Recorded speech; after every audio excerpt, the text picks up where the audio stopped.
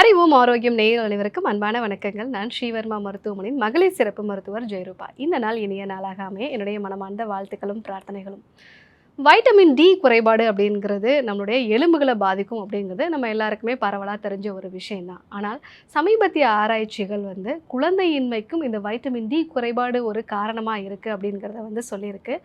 Vitamin டிக்கும் குழந்தையின்மைக்கும் என்ன சம்பந்தம், so என்னென்ன அறிகுறிகள்லாம் இருந்தது அப்படின்னா அந்த வைட்டமின் டியோட குறைபாடு நமக்கு இருக்கும். இதை எப்படி சரி செய்யறது அதை பற்றி நம்ம இன்னைக்கு பார்க்க இருக்கிறோம். வைட்டமின் டி அப்படிங்கிறது ஒரு வைட்டமின் மட்டும் கிடையாது. இது ஒரு ப்ரோ ஹார்மோன். அதாவது ஒரு ஹார்மோன் நம்ம உடம்புல என்னெல்லாம் வேலைகள் செய்யுமோ அந்த வேலைகளை இந்த வைட்டமின் டியும் பண்ணும். ஸோ வைட்டமின் டி ஆரோக்கியமான அளவில் இருக்குது அப்படின்னா அது நம்மளுடைய உடம்புல ஸ்பெர்ம் ப்ரொடக்ஷனுக்கு ரொம்ப அவசியமானது. அதே மாதிரி கருமுட்டை ஆரோக்கியமாக உருவாகி அது ஓவுலேஷன் வரைக்கும் போகிறதுக்கு இது ரொம்பவே அவசியம். ஸோ நம்மளுடைய கர்ப்பப்பை ஆரோக்கியமாக இருக்கிறதுக்கு, ஹார்மோன்ஸ் பேலன்ஸ்டாக இருக்கிறதுக்கு இந்த வைட்டமின் டி அப்படிங்கிறது ரொம்பவே அவசியம். ஏன்னா அந்த ஆராய்ச்சிகள்லாம் என்ன சொல்லியிருக்கு அப்படின்னா இந்த வைட்டமின் டியோட ரிசப்டார்ஸ் நம்மளுடைய கர்ப்பப்பையில் யூட்ரஸில் இருக்குது. அதே மாதிரி ஓவரீஸில் இருக்குது. ஆண்களில் டெஸ்டிக்கல்ஸில் இருக்குது அப்படிங்கிறத உறுதிப்படுத்தியிருக்கு. அதே மாதிரி குழந்தை உருவாகும் போது இந்த பிளாசண்டாலையும் வைட்டமின் டிக்கான ரிசப்டார்ஸ் இருக்குது அப்படிங்கிறத அது நிரூபிச்சிருக்கு. ஸோ இந்த இடங்கள்லாம் வைட்டமின் டி தேவைப்படுறதுனால அடிக்கடி கருக்கலைப்பு உண்டாகிறதோ இல்லை கரு கரெக்டாக நமக்கு இயற்கையான முறையில் உருவாகலை அப்படின்னா உங்களுடைய வைட்டமின் டியை கண்டிப்பாக நம்ம செக் பண்ணி பார்க்கணும். ஸோ வைட்டமின் டி குறைபாடு இருந்ததுன்னா என்னென்ன அறிகுறிகள்லாம் நமக்கு இருக்கும்.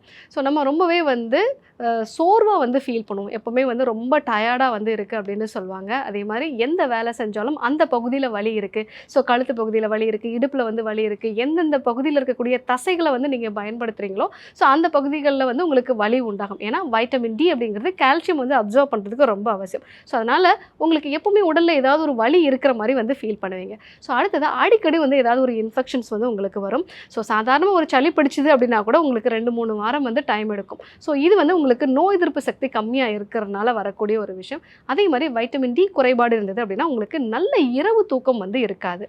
ஸோ ரொம்பவே இரிட்டேட்டடாக இருப்பீங்க. தூக்கம் ரொம்ப மேலோட்டமாக இருக்கும். ஸோ இதெல்லாம் நம்ம ரெகுலராக பார்க்கக்கூடிய அறிகுறிகள். ஸோ அதே மாதிரி இந்த வைட்டமின் டி குறைபாடு இருந்தாலும் ஹார்மோனல் இம்பேலன்ஸ் இருக்கலாம். நிறைய பேர் ஃபைப்ராய்ட்ஸ் மாதிரியான பிரச்சனைகள், எண்டோமெட்ரியோசிஸ் இருக்கிறவங்க, தைராய்டு சம்பந்தமான பிரச்சனை இருக்கிறவங்களுக்கு வைட்டமின் டியோட அளவு பார்த்தோம் அப்படின்னா ரொம்பவே கம்மியாக இருக்கும். ஸோ அதனால் ஹார்மோன் சம்பந்தமான பிரச்சனைகளும் இருக்கும்.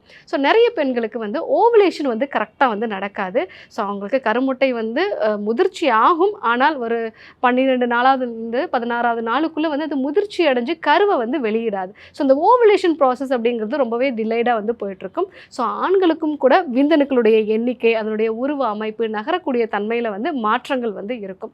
ஸோ அதே மாதிரி உங்களுக்கு வைட்டமின் டி குறைபாடு இருக்குது அப்படின்னா அடிக்கடி கருக்கலைப்பும் கூட நடக்கலாம். ஏன்னா அந்த பிளாசண்டாலையும் வைட்டமின் டிக்கான ரிசப்டர்ஸ் இருக்குது அப்படிங்கும் பொழுது தேவையான அளவு வைட்டமின் டி இல்லை அப்படின்னா அந்த கருக்கு தேவையான ரத்த ஓட்டம் சரியாக போகாது. ஸோ இதனால் அடிக்கடி மிஸ்கேரேஜ் ஆகலாம். இதெல்லாம் நம்ம காமனாக பார்க்கக்கூடிய சிம்டம்ஸ். ஏன் வைட்டமின் டி குறைபாடு உண்டாகுது? ஏன்னா நம்மளுடைய நாட்டில் நிறைய சூரிய வெளிச்சம் இருக்குது. ஆனாலும் கூட ஏன் வைட்டமின் டி குறைபாடு உண்டாகுது அப்படின்னா ஸோ நம்ம உடம்புல இந்த வைட்டமின் டிங்கிறது எப்போல்லாம் நம்ம ஸ்ட்ரெஸ் ஆகிறோமோ நம்மளுடைய உடம்புல கார்டிசால்ங்கிற ஒரு ஹார்மோன் சுரக்கும். இந்த கார்டிசால் ஹார்மோன் ஓரளவுக்கு மேலே நம்ம உடல் பயன்படுத்திடுச்சு அப்படின்னா அட்ரினல் ஃபெட்டிக் அப்படிங்கிற ஒரு கண்டிஷன் வரும். ஏன்னா நிறைய அதை நம்ம பயன்படுத்திட்டோம். ஸோ அளவுக்கு மீறி போகும்பொழுது நம்ம உடம்புல கார்டிசாலும் இருக்காது. அந்த சமயத்தில் நம்ம உடம்பு இந்த வைட்டமின் டியை தான் நம்ம ஸ்ட்ரெஸ் ஹார்மோனாக பயன்படுத்திக்கும்.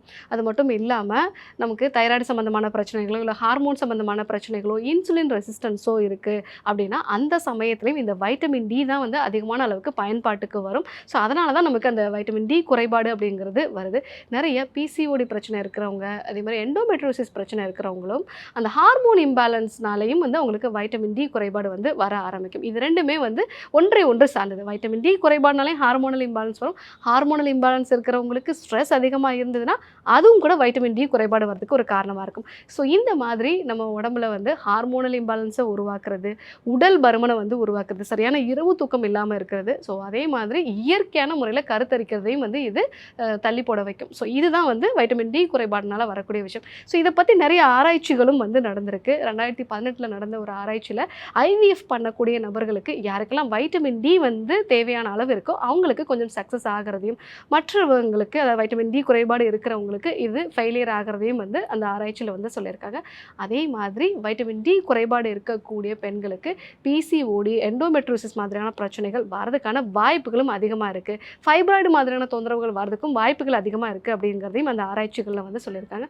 ஸோ ஆண்களில் நடந்த ஒரு ஆராய்ச்சியில் வந்து வைட்டமின் டி குறைபாடு இருக்கிறவங்களுக்கு விந்தணுக்களுடைய எண்ணிக்கை, அதனுடைய நகர்வு தன்மை எல்லாமே பாதிக்கப்பட்டிருக்கு அப்படிங்கிறதும் அந்த ஆராய்ச்சிகள் எல்லாமே வந்து சொல்லியிருக்காங்க. ஸோ இந்த மாதிரி இந்த வைட்டமின் டியில் நிறைய ஆராய்ச்சிகள் நடக்குது. நமக்கு ரொம்ப ஈஸியாக சன்லைட்லேருந்து கிடைக்கக்கூடியதான். அதுவும் நம்மளுடைய நாட்டில் வந்து நிறைய வெயில் இருக்கக்கூடிய ஒரு விஷயம் தான். ஆனால் நம்ம ரொம்ப அதிகமாக ஸ்ட்ரெஸ் ஆகிறதுனால, ரொம்ப நம்ம வந்து மானிட்டர் பார்க்கறதுனால, ஏன்னா நம்மளுடைய கண் பார்வை தான் இந்த சூரிய வெளிச்சத்தோட அளவை வந்து நம்ம பிரெயினுக்கு வந்து சொல்கிறது. ஏன்னா அதிகமான அளவுக்கு நம்ம அந்த ப்ளூ லைட் பார்க்கும் பொழுது நம்ம உடம்பு என்ன நினச்சிக்குது அப்படின்னா, நிறைய சன்லைட் இருக்குது அப்படிங்கிற மாதிரி அதனுடைய அப்சார்ப்ஷன் நமக்கு வந்து குறைச்சிடுது. அது மட்டும் இல்லாமல் நம்மளுடைய இப்போ வாழ்வியல் முறை எப்படி இருக்குது அப்படின்னா, காலையில் 7 மணிக்கு நம்ம வெளியில் போகிறோம், ஏசியில் உட்காந்து ஒர்க் பண்ணுறோம். அதே மாதிரி நைட்டு 8 மணிக்கு தான் நம்ம வீட்டுக்கு வரோம். இந்த மீன் டைமில் நிறைய நம்ம ஃபோனோ இல்லை வந்து மானிட்டரோ பார்க்க வேண்டிய ஒரு சிச்சுவேஷன் இருக்குது. இது எல்லாம் தான் இன்றைக்கி இந்த வைட்டமின் டி குறைபாடு வர்றதுக்கு ஒரு முக்கியமான காரணமாக இருக்குது. ஸோ குழந்தையின்மை சம்மந்தமான பிரச்சனைகள் இருக்குது அப்படின்னா கண்டிப்பாக உங்களுடைய வைட்டமின் டியோட அளவையும் வந்து செக் பண்ணி பாருங்கள். நான் சொன்ன இந்த அறிகுறிகள்லாம் இருக்குது அப்படின்னா நீங்கள் கண்டிப்பாக ஒரு வாட்டி செக் பண்ணி பார்த்துட்டு அதற்கேற்ற மாதிரி ரெகுலராக நீங்கள் சன்லைட் எக்ஸ்போஷரில் இருக்கிறது மார்னிங் டைமில் ஒரு 10லேருந்து 20 மினிட்ஸ். ஸோ அந்த ஒரு சூரிய வெளிச்சம் வந்து உங்கள் தோலில் படும்போது அந்த சூரிய வெளிச்சத்தை வந்து நீங்கள் உணரக்கூடிய அளவுக்கு ஒரு மைல்டாக ஒரு ஹீட் வந்து உங்கள் தோலில் வந்து பரவணும். இதுதான் கரெக்டான ஒரு டைம். ஏன்னா இந்த டைம் ஒரு மார்னிங் 8 o'clock அப்படி சொன்னோம் அப்படின்னா இது ஒரு வின்டர் டைமில் வந்து மாறுபடும், சம்மர் டைமில் கொஞ்சம் வந்து அதிகமாக இருக்கும். ஸோ சூரிய வெளிச்சம் அப்படிங்கிறது உங்கள் தோலில் வந்து படும்போது ஒரு சின்ன ஒரு ஹீட் வந்து உங்களுக்கு பரவணும். ஸோ இதுதான் கரெக்டான ஒரு டைம். ஸோ ஒரு 10லேருந்து 20 நிமிஷம் வந்து நீங்கள் நல்லா சூரிய வெளிச்சத்தில் வந்து இருக்கணும். அதே மாதிரி நல்ல வைட்டமின் டி இருக்க மாதிரியான உணவுப் பொருட்களும் வந்து எடுத்துக்கணும். ஆழ்கடலில் கிடைக்கக்கூடிய மீன் வகைகள் வந்து எடுத்துக்கலாம், முட்டையோட மஞ்சள் கரு வந்து எடுத்துக்கலாம், மஷ்ரூம் வகைகள் வந்து எடுத்துக்கலாம். இதெல்லாம் நீங்கள் எடுத்துக்கும் போது வைட்டமின் டி வந்து ஓரளவுக்கு வந்து உங்களுக்கு கிடைக்கும். மிக முக்கியமாக ஃபோன் டைம் வந்து நம்ம குறைச்சிக்கிறது, முக்கியமாக நைட்டில் வந்து நம்ம வந்து ப்ளூ லைட் எக்ஸ்போஷர் இல்லாமல் இருக்கிறது. ஸோ ரெகுலராக வந்து நீங்கள் நல்ல சத்தான ஆகாரங்கள் வந்து எடுத்துக்கிறது, அப்பப்போ வந்து நீங்கள் சன்லைட்டுக்கு வந்து போகிறது, அது முக்கியமாக வந்து சன்ஸ்க்ரீன் இல்லாமல் சன்லைட்டுக்கு வந்து போகிறது. ஸோ இதெல்லாம் நம்ம வந்து ஃபாலோ பண்ணோம் அப்படின்னா நம்ம உடலுக்கு தேவையான வைட்டமின் டி கிடைக்கும். ஸ்ட்ரெஸ்ஸையும் நம்ம மேனேஜ் பண்ண பழகிக்கிறது. ஏன்னா நம்ம உடம்பு வந்து கார்டிசாலுக்கு பதிலாக வந்து இந்த வைட்டமின் டியை தான் வந்து ஓரளவுக்கு மேலே வந்து பயன்படுத்துது. ஸோ இந்த விஷயங்களெல்லாம் நம்ம வந்து ஃபாலோ பண்ணோம் அப்படின்னா நம்ம உடலுக்கு தேவையான அந்த வைட்டமின் டி வந்து கிடைக்கும். ஸோ இன்றைக்கி குழந்தையின்மைக்கு வைட்டமின் டி குறைபாடு எப்படி காரணமாக இருக்குது, ஸோ இதை எப்படி நம்ம வந்து சரி செய்யலாம் அப்படிங்கிறத பார்த்தோம். இதே போன்று ஒரு நல்ல தகவலோடு உங்களை சந்திக்கிறேன். நன்றி, வணக்கம்.